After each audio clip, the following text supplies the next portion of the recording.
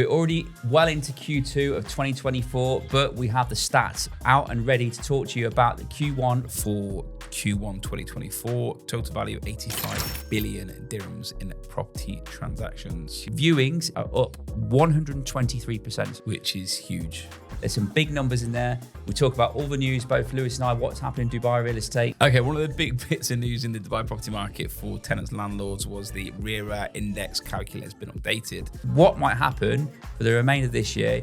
I think there's probably more pressure on tenants wanting to buy than there is in terms of people looking at interest rates. Got to tune in. If you're interested in real estate, you're interested in numbers, this is one just for you.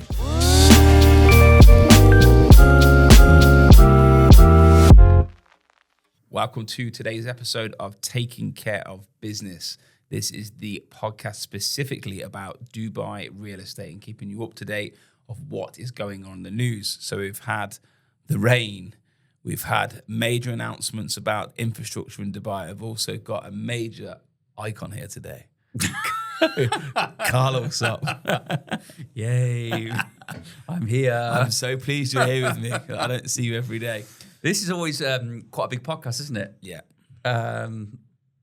Quarter one, 2024. it gives you an idea for where the momentum for the rest of the year goes, because we digest data about Dubai, about who's moving here, how many properties are being sold, how does it look compared to last year. So I think we want to deep dive into some stats. Before we talk about that, we've had some monumental movements in the Dubai streets and skies, specifically.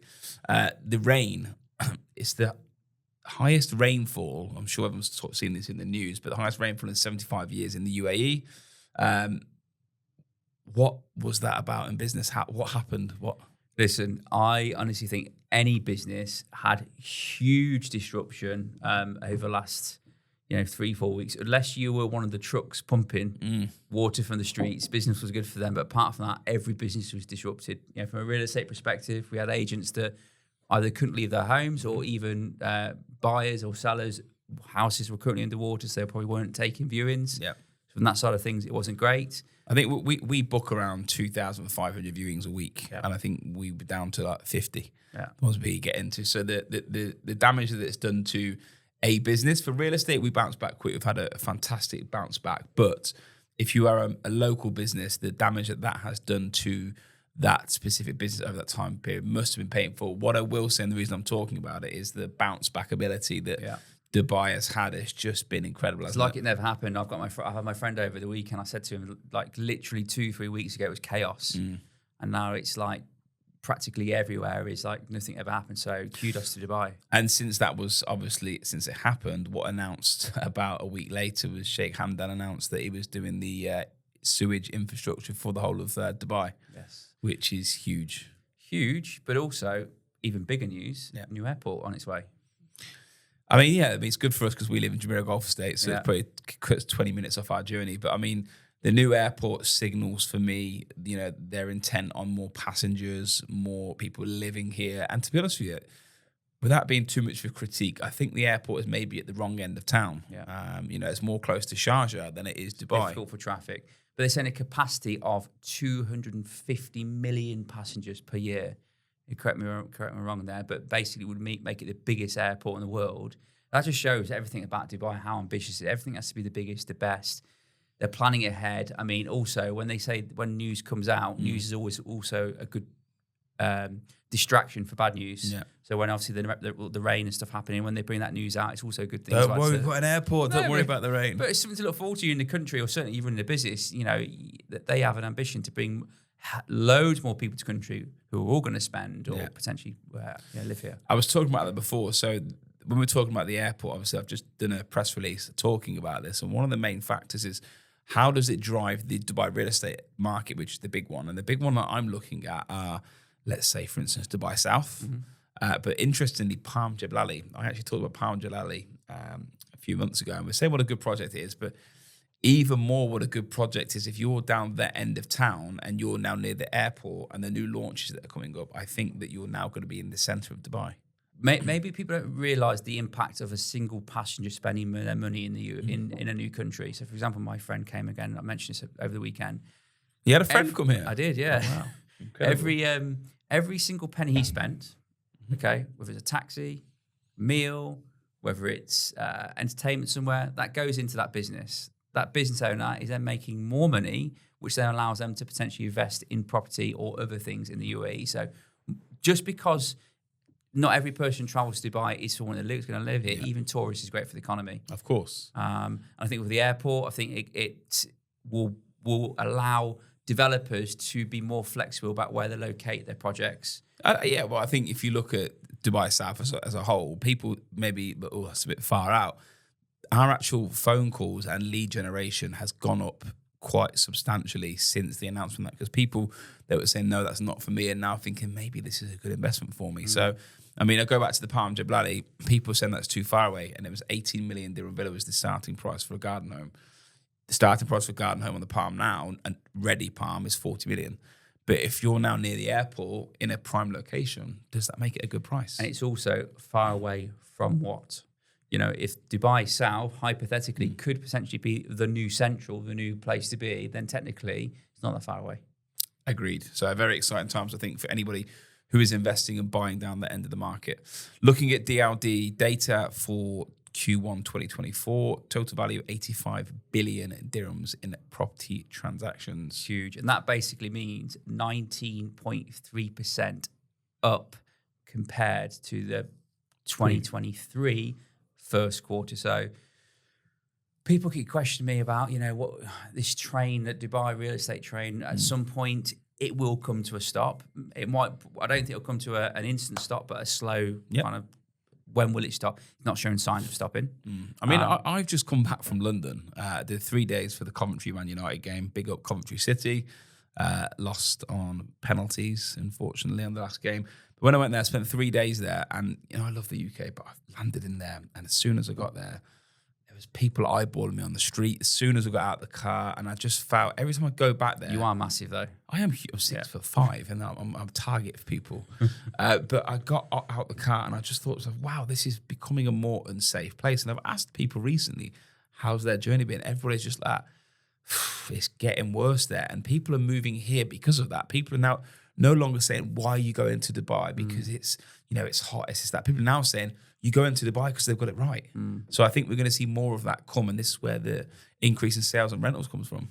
Total Sales up year on year, nearly 24%. So the transactions were up. Actual value of sales also was up year on year, 24%. So we're seeing constant increases quarter on quarter from last year versus this year.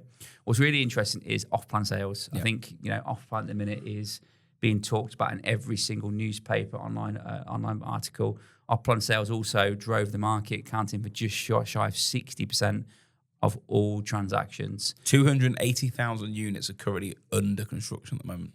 Wild. That is a lot of property. Wild. An average construction time with what's saying 3 to 4 years, depending on developer. So spread that over the period, you're talking 70,000 a year, realistically. Do you know if someone's buying off-plan today? You bought off-plan, I bought off-plan. I haven't come across a development yet that's delivered on time.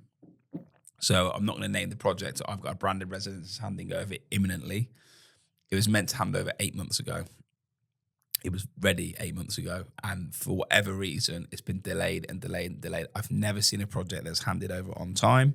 And what does that say to me is that all these units handing over, there's going to be a spread over the time course. I mean, the one that's just launched via Aldar, I hope Aldar hit their project time, which I believe they will because they're an incredible developer.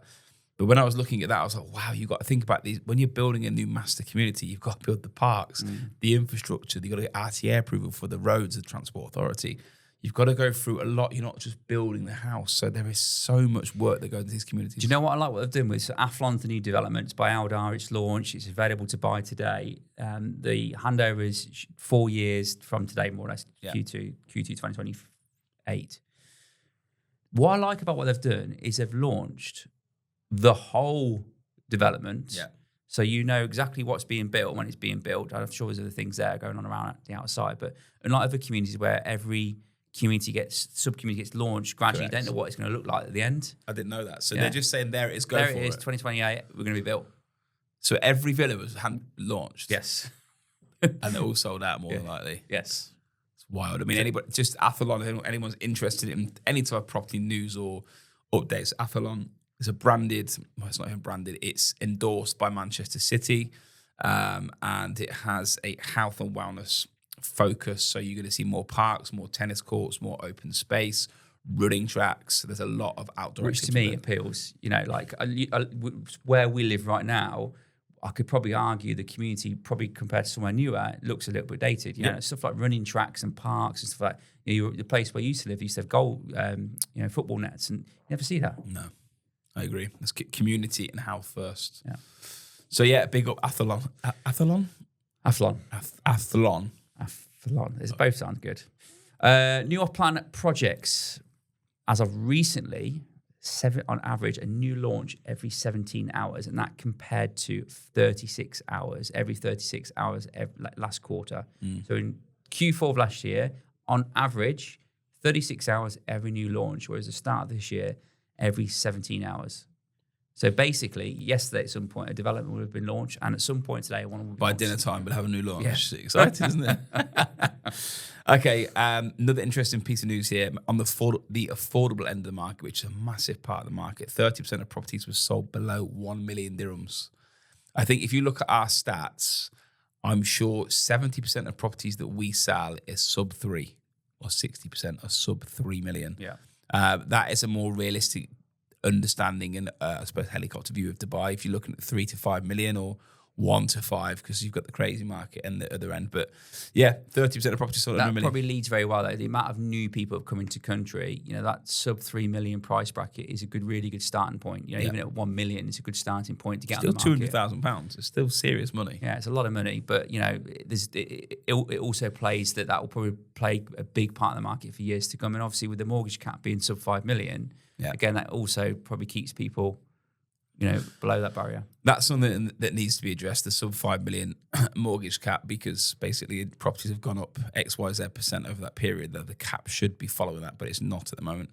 Okay, so on to Allsopp and Allsopp data. This is properties that we've sold and we've transacted with, and a bit of information about how our business is doing. 24% increase across sales, transactions, and activity compared to 2023. Always a good sign for business. Very good sign for a business. But that also bleeds very well with the amount of viewings. So people actually looking at houses, listings, so new properties coming into the market, and also buyer registration. So basically people inquiring to buy and rent a house, all were significantly up, which is great. And then you've got finance to cash sellers. 53% of people bought with finance from Allsopp and Allsopp. That shows that there is a strong end user market to Dubai. Do you know what? Anyone outside of this business, and maybe like secondary market specialist real estate agents, probably might be surprised about that stat that 47% of all of our transactions were cash. You know, from the outside in, I think most people's interpretation of the marketplace is because interest rates are so high, more people buy with cash. I think leverage is still a massive part of anyone trying to buy a property. Anyway, trying to get on the ladder, reality is you do leverage because how are you going to buy it? You can't just go, I'll magically find 7 million. I'll buy that, please. Yeah. That doesn't really happen. And then villas sales have increased 42% compared to 2023. Massive sign to me that the maturing economy is going through that process that I've been through. You live in Marina, you start Marina, you start a family, you move further out, you get more space. And I think that shows in the, so what my stat says is that people are getting old in Dubai buying villas. And they need gardens, or they're getting more pets. Might be dogs. Might be that. Might be the dogs, yeah. Also lettings figures. So we talked about the sales. Lettings is basically people renting properties in Dubai. Really important because most people move here to begin with, typically start to rent. Yep. So viewings year on year, so this year versus last year, are up 123%. So it's 26 and also 26% increase from Q4. So what that probably tells me actually is probably more inventory coming to market. So maybe we might be seeing people fall prey to the rental increases. Landlords are putting them back on the market. Means there's more properties to view. Could also mean that more people are coming into the country. So hence why the view numbers are up. Yeah. Average letting price up 11%. Now we can't look at it always quarter to quarter, but 11% up from last quarter Q4. Now we hope the prices don't increase every quarter like that because that's not sustainable. As a landlord, I don't mind it though. If you're a tenant, please don't judge Lewis. Okay, one of the big bits of news in the Dubai property market for tenants and landlords was the RERA Index calculator has been updated. Lots of people thought they would see crazy prices. We actually seen incremental prices and not massive surges in the update. So if you are looking to renew your property or you're looking to renew your tenancy and you want to know what it's going for, the RERA rental calculator is a great one. But what I would say to anybody who's looking for real true value, Data Hub by Allsopp and Allsopp. If you go onto our website, click on Data Hub, you will see search your tower or your street, and you will see live transactions for sales and for lettings that have happened within 20 minutes of the Ajari or the sales contract being activated. But also renewals as well. Yeah. So really good use of good source to begin with if you're either renewing or entering into a new tenancy. Make sure you go to Data Hub on Allsopp and Allsopp.com. With the rental calculator, what's really important is up until recently, and you'll be able to tell me a bit more on this, rental valuations, to my knowledge, they practically no longer exist now because RERA are basically saying to every tenant that you need to go to the calculator and use that as your kind of measure and source of truth to renegotiate your rent rather than going and get a valuation. I think you have to now get approval for a valuation. Before it was you apply the valuation and that supersedes everything. Now I think that if there is a genuine dispute, you have to get the DLD to say, okay, fine, we'll take your dispute on. It's not as simple as that, but the rental calculator should show the source of truth or one of the sort, which in all honesty it didn't before because the prices were out of date. So it's great news for Dubai. So the only people probably fall foul to the calculator are people that probably rented 3 years ago prices, right? Within the last year or two, it's not been massive. In all honesty, one of my tenants who's just moved out of one of my properties in Jumeirah Gulf States and they had it cheap. They've moved back to the UK and the price is probably just under double. Wow. Just under double, but that is the market value. So someone rented it cheap at that time. It spiked the price and the new price is that. So there'll be lots of happy landlords across the way and lots of, unfortunately, pressurised tenants. With the rental increase, apparently, well, not apparently, but reported, Dubai's population has seen an increase of 25,000 more expats. Yeah. You're thinking the road's busier? Obviously, the viewings are busier. The amount of messages I get about traffic, people get annoyed about traffic. I just love traffic because traffic means customers. Yeah. Every person, if you're in real estate, you walk past as a tenant or a buyer, but they are a client. So when I drive past somebody, I'm just like, are you going to buy for us? Are you going to rent for us? So traffic's not a bad thing for me. I think now one thing on the roads that's worth mentioning, they've just made a new road in Ghana, Saka, I think, off the back of where JBR is. And they've announced that there's 60% drop in drive time to get through the marina. Because I would avoid marina at all costs. Not now. Because of the traffic, but not now. So do you know what? Another reason to move to Dubai is if you go to the UK, very often the roads don't change for years and years and years and years. Now, the speed, I don't even notice what they're doing with with Hesse Street. Hesse Street, they're putting in hundreds of millions of road adoptions to make Hesse Street flow more. How they're moving on with that already is unbelievable. And I think in a couple of years' time, that will be like free flowing and you'll actually be able to drive down Hesse Street.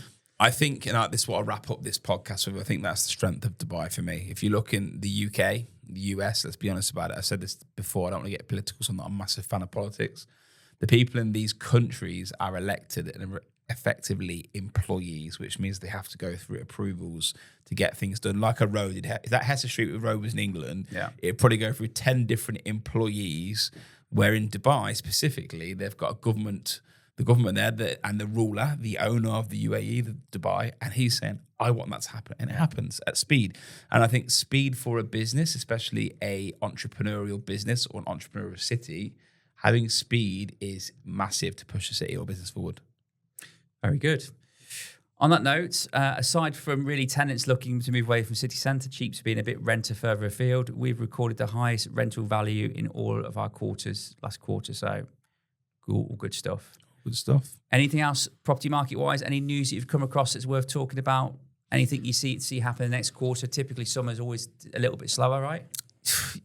2010 it was, yeah. But the thing is, when people talk about, Dubai, Ramadan and the summer, yes, people go on summer holidays. But so do they in Spain, England, everywhere else. People go away, that's normal. But the way that Dubai is built now, people go away and they come back. Before, they were in construction, whatever it may be, and they'd take 2 months off and come back and the wives would go with them. That doesn't happen anymore. The malls are still busy, the streets are busy. So in real estate terms, if people are in the country and they're able to make a decision, do a viewing, and I've seen this for the last 5 or 6 years specifically, Dubai continues in this market. There's no longer Ramadan. People talk about Ramadan in Dubai. When I came here in 2006, all the restaurants closed. You would hide behind your car to eat a sandwich. You didn't get seen. You were not allowed to show food. Yeah. Now you walk through the mall and literally people are eating food. Everything's open. The nightclubs are open. The restaurants, the bars are open. Because if you were a Muslim in the UK, you would just get on with life as normal there, and the shops would be open. I think that Dubai has maybe seen that the way that Dubai is, and it's a multicultural city, that they want to cater to everybody. And to be honest with you, it's very good for the economy to stay open. So I couldn't praise a city enough for its, I suppose, its forward-thinking vision, the inclusive vision of everybody here. If I was to ask you end of the next quarter, what would we be looking at? Are you looking at more price rises? Obviously, where's it going? 3 to 5%. Okay. In the quarter? In the quarter. Okay. I just think there's pressure. I think there's still pressure. I think we're definitely seeing a few more properties come onto market, definitely. Because the number I've got here is 6,526 properties were basically handed over in areas such as Meydan, Jumeirah Village Circle, and Fashan. So they are starting to come to market now. In a quarter? In a quarter. Okay. But there's 25,000 people handed over in a quarter. Get it? So I'm just saying to you, maths says 25,000, there's 6,000 handed. So if these people enter country and go, I need a house, there's 18,000 people that are not going to have a house. So the other thing to consider is that where are these houses? Yeah. There's so many variations for it. A lot of people want to be marina in downtown, et cetera, et cetera. So I still see pressure. The only reason the pressure exists is that Dubai is succeeding on an economical and business level better than any country or city in the world at the moment, and people want to be part of it. So I think that's where the pressure is going to come. I know you're not a mortgage advisor. I am. But obviously inflation's a bit sticky in the US at the moment. So they're inclined to keep rates slightly higher and not bring them down too soon. You might be a buyer at the minute, sitting on your hands and thinking, I'm going to wait for rates to come down. It might be a bit cheaper to buy. What are you saying? I don't think many people are going to do that. I think you are very well versed in the market, but there's a lot of people that are going, oh my God, my rent's just doubled. I think we need to buy. So I think there's probably more pressure on tenants wanting to buy than there is in terms of people looking at interest rates. Interest rates, no, I don't think 3.99 is expensive. 3.99 is probably the norm. So do I think interest rates are expensive? No. Yes, they were cheap when the was on, or COVID, whatever you like to say on YouTube, but why was that? Because they wanted to lend money. 3.99 is a norm for me, so I don't see that as crazy expensive. Good. Well, I'll see you in 3 months, the next quarter. See you then. See you at Christmas. See you at Christmas. Taking care of business. We're out.